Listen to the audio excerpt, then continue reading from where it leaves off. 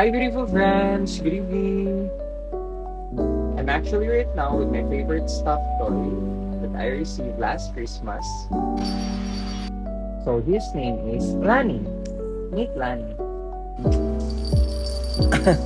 But actually, aside from me introducing to you to my stuffed animal, Lani, also tonight, let's unbox the Sonic Angel Santa Little Helper series. Actually, from the same series, I already got the Lop Ear Rabbit and the Duck. Dalawa ka Lop Ear actually ang ako ang nakuha. Because I really love Lop Ear Rabbit. I think it's obvious. Let's unbox the blind box. Unbox the blind box? So, short story also, I actually helped my friend kahapon to pull Lop Ear Rabbit.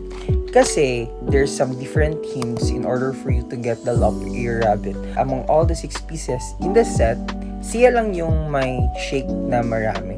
So, kanina, sakto, I asked the people in the store to open a new one for me to get another lot. So, among all the choices in the box, ito lang yung maraming shake. So, basically, that's the tip, no?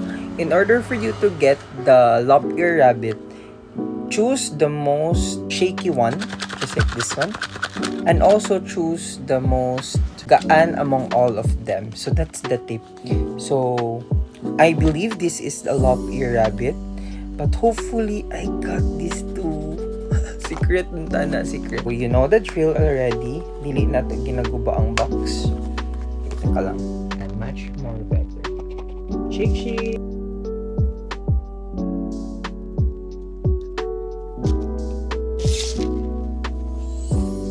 Yes.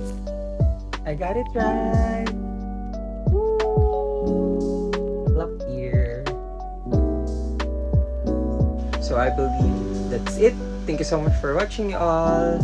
Basta, ang tip lang yun always is that choose the most shaky one and you'll probably and surely get the lop ear. Bye, people. Love you all.